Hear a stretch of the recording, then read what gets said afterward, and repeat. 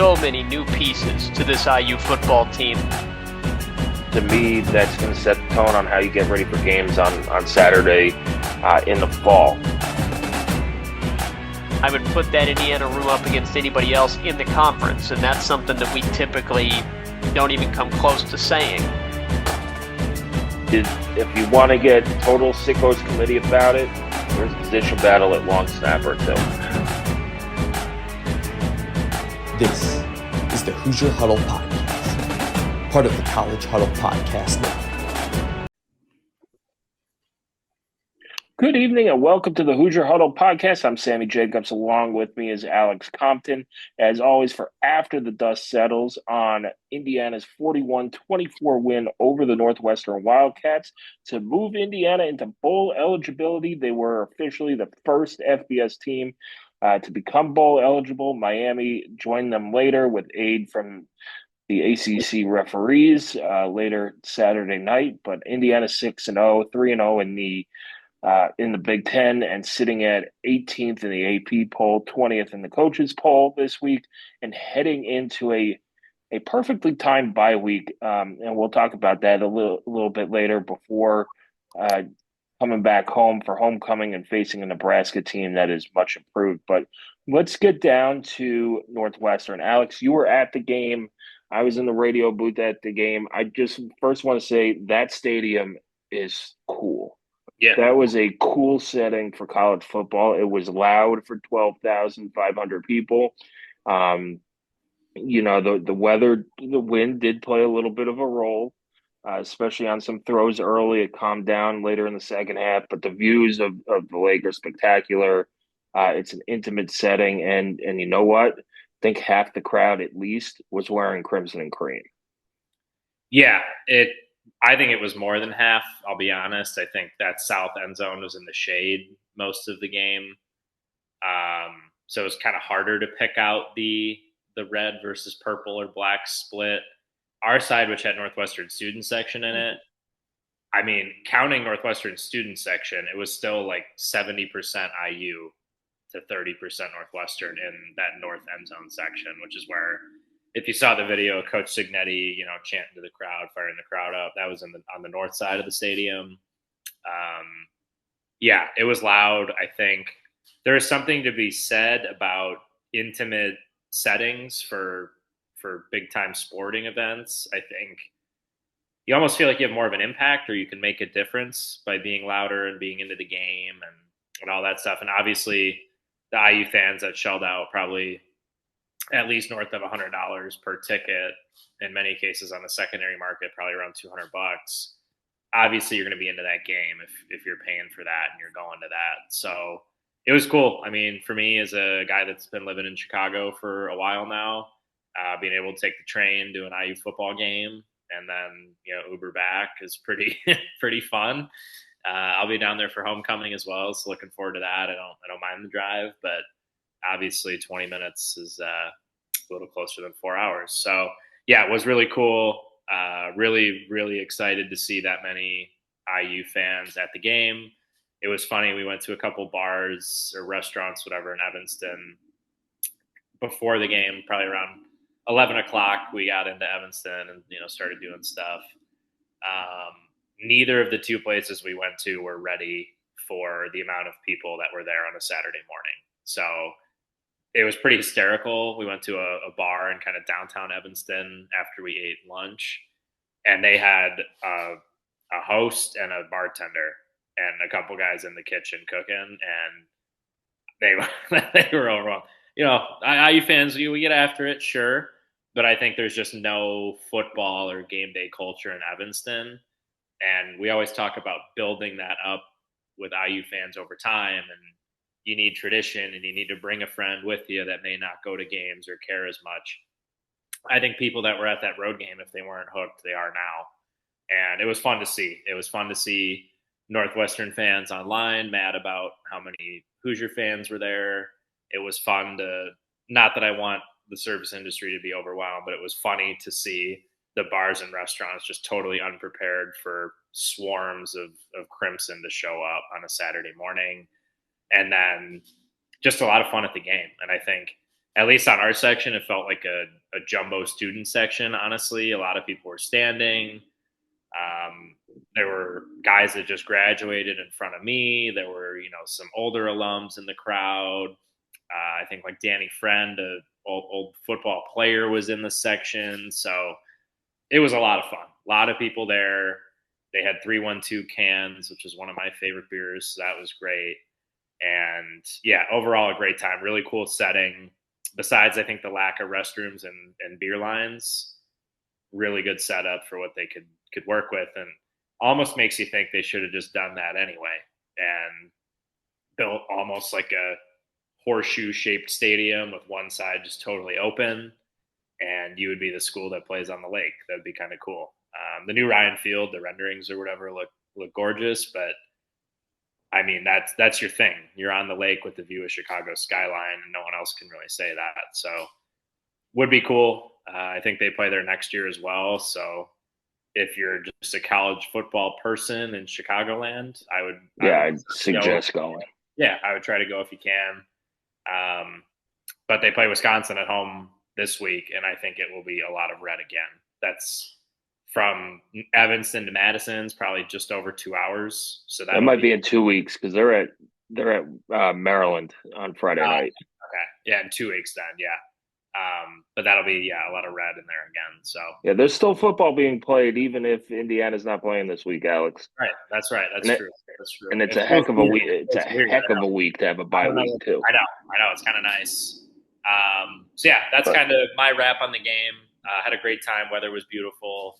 That place will be wicked in mid to late November, but not our problem. Beautiful day. Wind, I think on kickoffs was where you really saw it. Yep. But yeah, I mean, obviously it did not affect Curtis Rourke. So, but yeah, overall really happy with IU turnout. So for those of you that were there, kudos. Talked to a bunch of people, met a couple guys that drove up from Indy the morning of. Bill and Jim, they were nice guys. So if you're listening, good to meet you guys. Yeah, so a lot of fun. Glad I went. Looking forward to homecoming. So, Sammy, I think the Hoosiers might be bowl eligible in October. What do you think about that? They are, and it came in a game where I know Kirk Civittati says this every halftime interview. They did not play their best. No. That was not their best game. The defense really struggled. And then you lose Jalen Walker. I don't remember. He must have gone out like late in the second quarter. I think the play was trying to tackle Lausch. He dove and landed on his shoulder. This is the last time I noticed him in the game. But he did not come out for the second half. That's something to keep an eye on going into the bye week or coming out of the bye week going into Nebraska. But yeah, defense struggled. But they still only gave up 336 yards to Northwestern, but 24 points. They didn't really account for Lausch in the run game in the first half, let him kind of run wild. But that was a good adjustment in the second half. They kind of that was, and I know in our group text, I was like, man, because at that point I didn't know Jalen Walker was hurt. If you could put a spy on him with Jalen Walker, you can match his athleticism. But yeah, they made a good adjustment. I thought the DBs played too far off.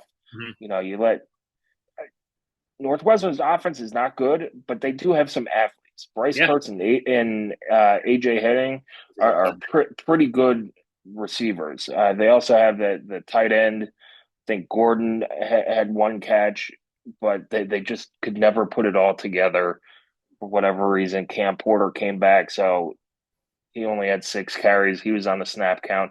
But the defense, I thought DBs gave them way too much space, trying to limit the big plays, and they just took what IU gave them, put up 24 points, cut the lead to 27-24 there in the fourth quarter, and then IU just pulled away, and talent separated itself. So another game of over 500 total yards of offense for IU.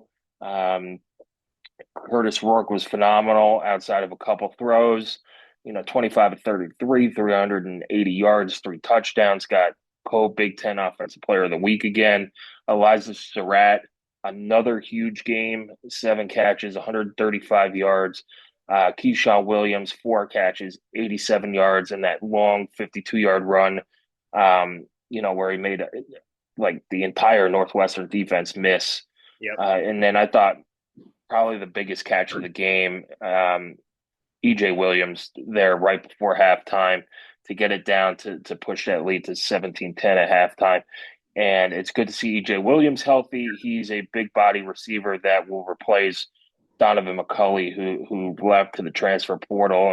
And I get what McCulley's doing. I get he's getting an extra year and all that stuff. But there's more than, and we'll talk about this in depth, there's more than enough footballs to go around and passes to go around to make everybody happy. You see guys like Omar Cooper, 2 catches, 47 yards. Miles Price, 4 catches, 20 yards. Those guys have all had those big 100-yard games as well. So overall, thought the offense looked great. Defense, a little concerning. Did not get the amount of sacks that you would think, but Lausch is a running quarterback. They did get 6 tackles for loss. A bad offsides penalty on D'Angelo Pons to extend a drive.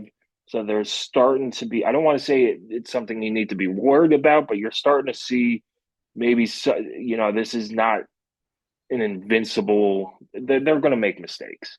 It's not an invincible defense, and some cracks are starting to form, but that's why you have bye weeks to coach that up. So, yeah, some chunk plays. I think the big adjustment for me was keeping Lausch in the pocket in the second half. I mean, you could tell in the first half on some of the dropbacks, like he wasn't even looking down the field to throw the ball. I mean, I don't think they were designed runs or draws. He kind of just took the snap and took off. Like, I don't even think he was attempting to throw the ball down the field. Couple chunk plays, that touchdown. Henning broke that tackle, went upfield. I think it was he just outran everybody after that. That was a tough one. And then the big one for me, I think he threw that kind of on the run bomb, and Amari Farrell was kind of camped out under it.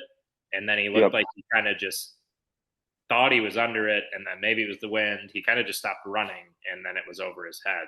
That's where I think the wind came into play, because you saw it on the Miles Price punt return where he just kept drifting back and almost fell down and caught it.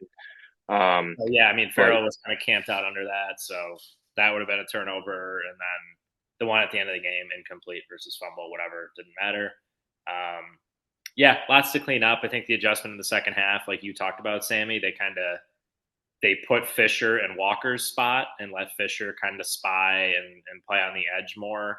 And then they had Isaiah Jones and Elijah Hardy were kind of in that middle spot that Fisher normally plays. So it was interesting. I think I get, again, why these guys are redshirting and going in the portal. But, I mean, that's a game. Najee Logan, who transferred in and then transferred out already, he might have got on the field. Who knows? But, yeah, I thought safeties were not great. I think that's one thing that can get cleaned up for sure. Pons had a couple nice plays. We had the offsides, a killer. Jameer Johnson was pretty good tackling in space. I think, like you said, though, he was playing pretty soft, like off coverage, which I get.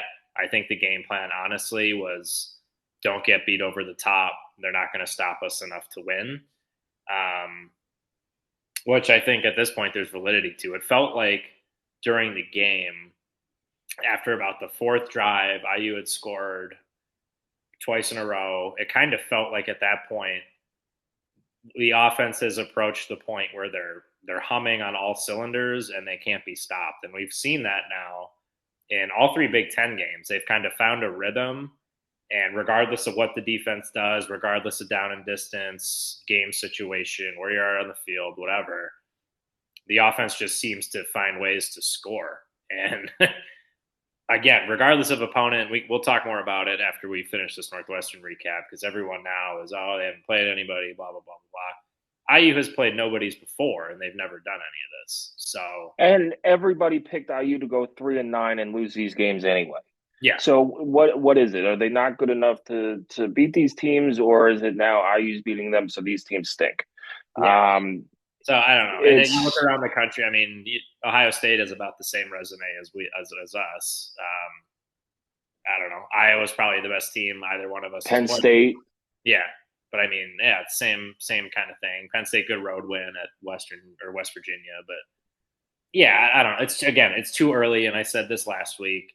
I'm not getting caught up right now in the rankings or playoff or New Year's Six bowl. I'm not getting caught up in any of that. You have a big game coming out of the bye, which we'll also talk about. I know I just keep saying we'll talk about it, but yeah, it's hard to not be pleased with a 17-point road conference win in a place where you haven't won since 1993, and a weird setup at a super weird setup. Everyone's been talking about you. You're ranked in the polls. Everyone's hyping you up, saying you're the greatest IU team ever. Blah blah blah. And you come out and you play a good game. After the first two drives on offense, which the first drive was great. I mean, IU goes right down the field, 4th and 4. They don't pick up, but at least you got field position. You move the ball. They go 3 and out the next drive. They scored at every drive after the second drive of the game on offense, besides the kneel downs at the end of the game. And Northwestern is fundamentally sound. They had a good year last year. They have good players. Again, regardless of opponent, IU just in a Big Ten road game scored 1, 2, 3, 4, 5, 6, 7 possessions in a row and then kneeled the ball down. And again, that's a Power 4 football program that has guys other schools want, and IU basically did whatever they wanted on offense. And it's incredibly impressive. And I'll say it again, I think you do not want Mike Shanahan. You don't want to hire him. I think he will destroy your program if you're kind of a different school looking maybe for a change and you're looking to bring a head coach in. I wouldn't touch Shanahan. I think he wouldn't transfer to your program. I wouldn't touch him. Hire the other Mike Shanahan. Yeah, he needs a job. He needs to stop collecting Social Security. Yeah, but no, Sammy, the offense to me. I think the defense did enough where they didn't give up huge plays. I mean, there was the touchdown and there was that bomb, that Farrell was kind of under, which we talked about already. They did an okay job after that, not giving up huge chunk plays. And I think the strategy was, we know you're not going to stop us enough to beat us, and let's play soft and not get beat deep. And the offense for me, Sammy, it continues to stand out. And Curtis Rourke, I think, continues to shine. Yeah, and there was the touchdown to Keyshawn Williams. That was an unbelievable throw. Yeah. And Keyshawn Williams did a great job of getting to the spot where the ball was thrown, but at no point during that route was he open. Curtis Rourke threw him open. He got there, made a great catch, and it was a touchdown. Same with he kind of overthrew the Miles Price the Miles Cross touchdown. That's where I think the wind affected some throws a little bit.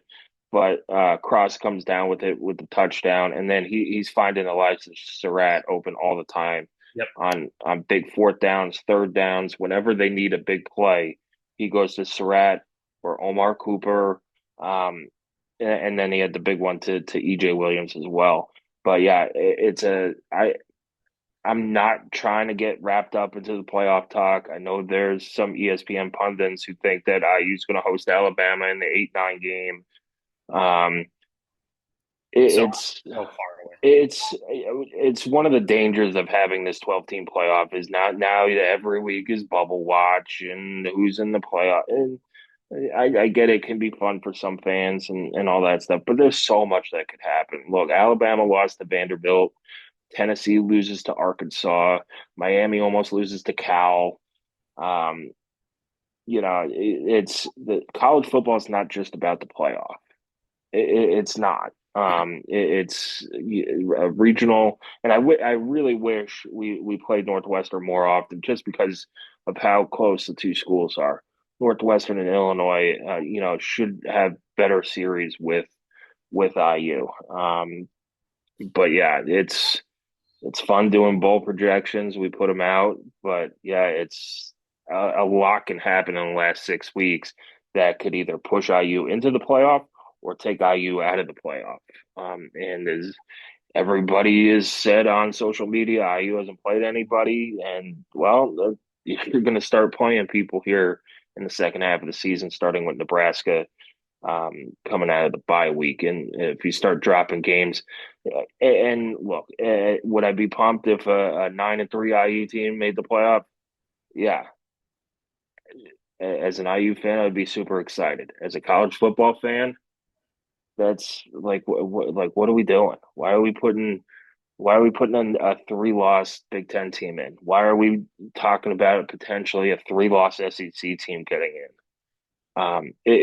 If that's what we're going to do with this sport, just take the top 10 recruiting classes and say, here you go, here's your playoff. Let's get it done. But it's fun. It's fun to be 6-0. It's fun to be bowl eligible, and this offense is really fun to watch. Yep. The defense needs to clean it up a little bit. So let's get into Nebraska. Sure. Fascinating game, I think. I just like this morning I think IU opened as like 3.5-point favorites. Yeah, it'll be an interesting game. Nebraska comes in 5-1, lost to Illinois on Friday night at home for their only loss of the season. They beat Colorado, they beat Rutgers, and Purdue are kind of their three power school wins. Rutgers this past weekend, they were up 14-0 at halftime. They won 14-7. Rutgers guy kind of dropped the wide open touchdown pass as well. So we'll see. I think there's more tape on Dylan Raiola now, and teams are kind of playing him differently. I think Nebraska has been struggling to run it a bit. But yeah, it's a physical team. They got athletes. They're much improved over last year. And this, again, is another one of what we have called a coin flip game. And it's a big one on homecoming. So, yeah, I think both teams will have a bye heading into this matchup, which is an interesting wrinkle. And noon kick on Fox. I think big noon kickoff will be there. So yeah, and I want to be clear for IU fans. Like, there are fans complaining that this is a big game. It should be at 3:30 or 7. The big noon kickoff is the biggest game in the Big Ten that day. Yeah. And the Big 12 and whoever else Fox has those rights. It's the biggest game of the day. Yeah. Why they made it at noon? Yeah, look, would I rather have a 3:30 game on Fox or CBS? Sure, that'd be great. But this is the game that people tune into in the biggest spot, and you're going against they still call themselves a blue blood, even though they haven't been to a bowl game since 2016, Nebraska. And it's the stadium should be sold out. You have a little bit of history between Nebraska and Indiana with some close games in the past decade, but it should be fun. It should be one of these. If IU wins, you're going berserk. If IU loses, you don't sell the farm. And move on. It's IU is 6-0 on October 7th. I know they played on the 5th. If they drop a couple games now, I don't want to hear the same old. Oh, there we go. Yup, I knew it was coming. No, you don't have to go 12-0 for everybody to go nuts. And you're one of a coach on a program with the most losses in the history of college football. And Nebraska's good. Like, if you lose the game, I don't want to hear the, yup, there we go. See, good thing Hoosier hysteria was on Friday night. Now it's basketball season. Don't care. Don't want to hear it. Not interested in it. Yeah, everyone's like, get to November for basketball season. I was like, the basketball team has a worse non-conference schedule than the football team did. So I don't want to hear any of it. If IU starts dropping a couple games, which is definitely likely or like probable, don't want to hear it. So I'm not expecting IU to lose out, but at this point, you've achieved what everyone at the beginning of the season would have said. Nice. Like, you hit a great start to the SIG era. You've established an identity. Go get some more guys. Let's get better. So now if you go 2-4 or 1-5, whatever. I don't want to hear it. I don't want to hear it. They're supposed to be fun.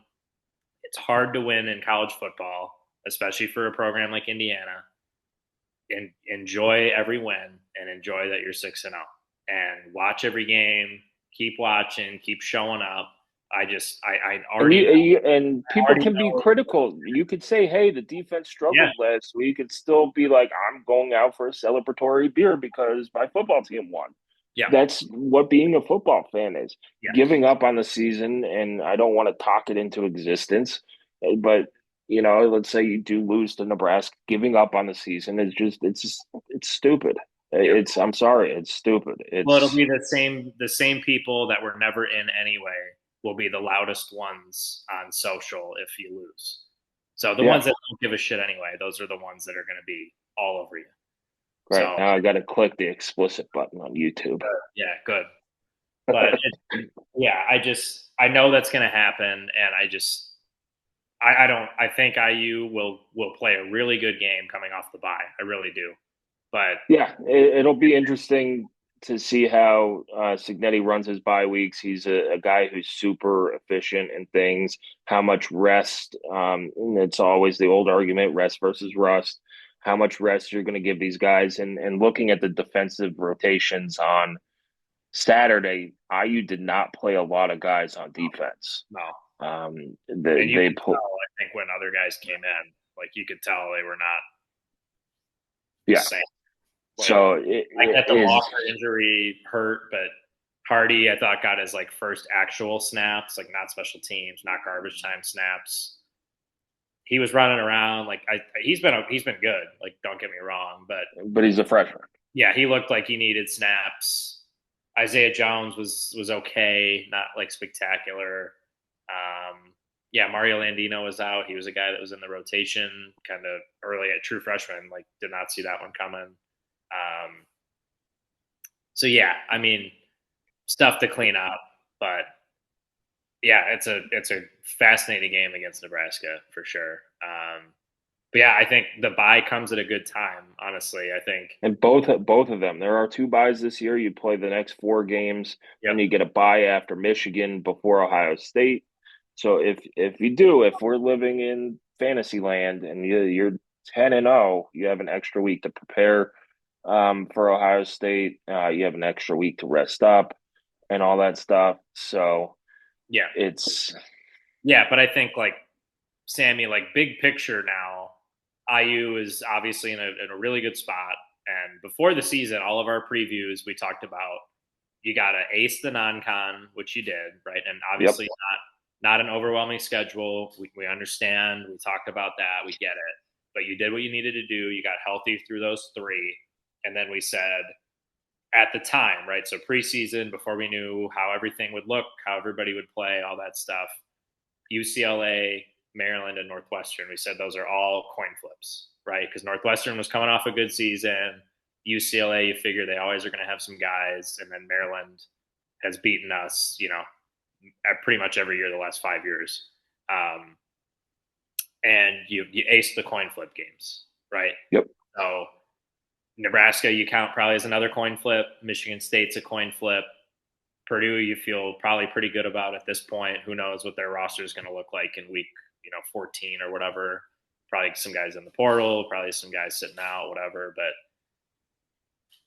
yeah, I mean, you win one of the coin flips and beat Purdue, that's 8. And then you split with Michigan, Ohio State, maybe. I don't know. Washington's a coin flip. Like they look. Yeah, especially if that's a noon game, early kick for a West Coast team. But yeah, I mean, it's 10-2 seems realistic, and that's not even giving you every coin flip game. That's losing one of them. But yeah, exactly. People would have signed up for 4-2 at this point going into the second half of the season. 6-0, you've wrapped up bowl eligibility. You now don't have to worry about playing Purdue for a bowl bid like you have in the past. It's okay. It's not if we're going bowling, it's where we're going, Yeah. where you're going to a bowl game, and if you could crack that, top 12 or top 10 and get into the college football playoff, and that starts coming out of the bye week against Nebraska. Yeah, and I think that's why the bye is a perfect time because I don't know this. I doubt the staff is doing that, and who knows the players. It's hard to stay off your phone. I get it. It's hard to not watch the ESPN or whatever. But now, like fans, we can look ahead at that and we can say, "Oh my gosh, like it's possible." You can. What if? But look what happened to Alabama. I'm Right. sure So they that's why I think the overlooked bye you is overlooked Vanderbilt. Vanderbilt dropped a 40 burger on them after putting up 13 points, I think, the entire Nick Saban era. yeah. So I mean, that's why the bye is perfect because now you can kind of not chill, but you can kind of take a deep breath, go, mission. I'm sure this is what the staff said they were going to do. Mission accomplished.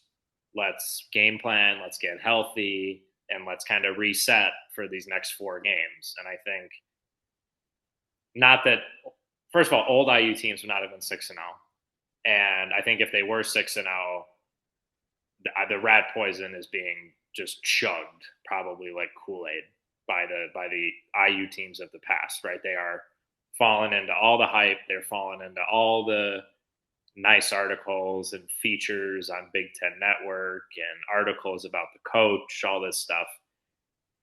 It's obviously it's early. We're 6 games into the new era, but it doesn't feel like the team is going to be kind of affected by that or going to be really listening to the outside noise. But if they were, now you're up to 18, right? You're ranked 18th in the country. You get a week to kind of block it out and reset. And I think it's really great. Beyond the teams on the schedule, I think, like you just talked about, Sammy, the bye weeks are at perfect times. Yeah, they are. A lot of teams had bye weeks in like week 2 and then week 10. And you get beat up, especially playing in the Big Ten. So having a bye week after the first 6 games and then again after the next 4 really sets you up well in terms of, getting your body back in working order and things like that. So let's wrap it up. Alex, final thought on the first half of the season. Yeah, couldn't have gone any better. A+.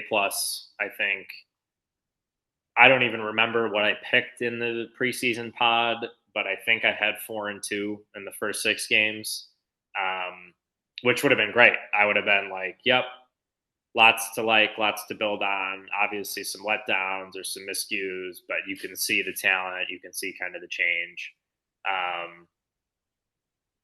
Yeah, it's hard to not be impressed. I think IU's defense has looked the best when it has been aggressive. I think that's something you will see more in the second half of the season. I thought they were very conservative against Northwestern. Offense just continues to impress me. And Curtis Rourke has been, I think, better than anyone would have imagined at this point. We knew he had experience. We knew he had the arm talent. They've kept him upright so far. O-line has been really good. With kind of some new faces on there, guys we didn't really think would be standouts that are playing really well. And yeah, I mean, Rourke has been everything you'd want so far and more. I think he's 14 touchdowns, 2 picks so far. Yeah, 16 total touchdowns. He's added 2 on the ground too.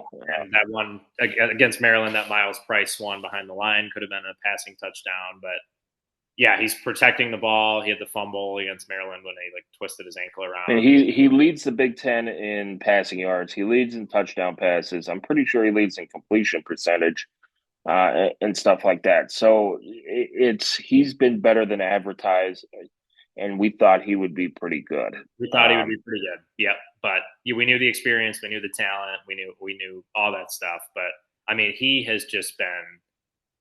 It just not rattled, even back-to-back throws. He throws picks against Maryland. He just comes out again this Northwestern game throwing darts. I mean, RPO, on the run, stepping up in the pocket, moving around. Yeah, that one to EJ Williams was really nice. He kind of dodged pressure. And shout out to EJ Williams, first catch of the season. Yeah, Rourke has been a superstar so far, and it's been amazing to watch. IU really hasn't had a guy do that probably since a couple games of Penix, right? but I mean, yeah, 6 games of beautiful football, honestly. And you've covered, not that I'm like a huge gambling guy, but Vegas is pretty good. You've covered the spread in all 3 games against the Big Ten team. You've covered the spread every game this season, actually. So it's not like you're skirting by. It's not like you're getting lucky bounces or needing help or the other team to have a bajillion penalties. Or, I mean, no, you are like blowing the doors off of people really without, it seems like, having to be stressed. They haven't given up a point in the first quarter yet, and they have not trailed. They've not trailed the entire season, which is crazy. And again, regardless of what you want to say about IU, 360 minutes of football they've played, and they have not trailed for a single second. It's really easy to be on defense first and give up points on the first drive. Happens all the time. And IU has not done that. IU has not trailed at all this season. No, the first, I think, Northwestern's first drive was the first down IU's given up on an opening drive all year. Yeah. Wow. So, I mean, that'll be a storyline, right? You figure somebody will score before IU this season. Maybe it's Nebraska. How do you respond to that? And so far, when they've been in tight situations, when you're up 3 on 3rd and long and Rourke hits Surratt on that dart over the middle late in the game on Saturday, you've seen some stress so far. I think we were tested probably the most we have been this season against Northwestern. But how do you respond when you fall behind or you're down 2 scores or you throw a couple more picks or somebody gets hurt? How do you kind of respond when that stuff happens? We haven't really seen that yet. No. So that will be something to watch for sure. Yeah, it's definitely, and then, unless they go undefeated, it's how do you respond to a loss? And that I'm not rooting for them to lose, but that's something that you kind of want to see is how Signetti and his staff respond to a loss too. But hey, if you don't have to respond to a loss, you don't need to, right? So the easiest way to respond well is not to respond at all, is not to lose. Good idea. So, you could be a coach. That was pretty good. Yeah. It's like my keys to score more points than the other team, right? Yeah, that's it. Yeah. Yeah, it's simple, easy. Yeah. So I use 6-0 going into bye week. No game this week. Next game is against Nebraska. A noon kickoff for homecoming. Tickets are still available through the IU site. Probably about 4,000 left. So if you're looking to go through the IU site first.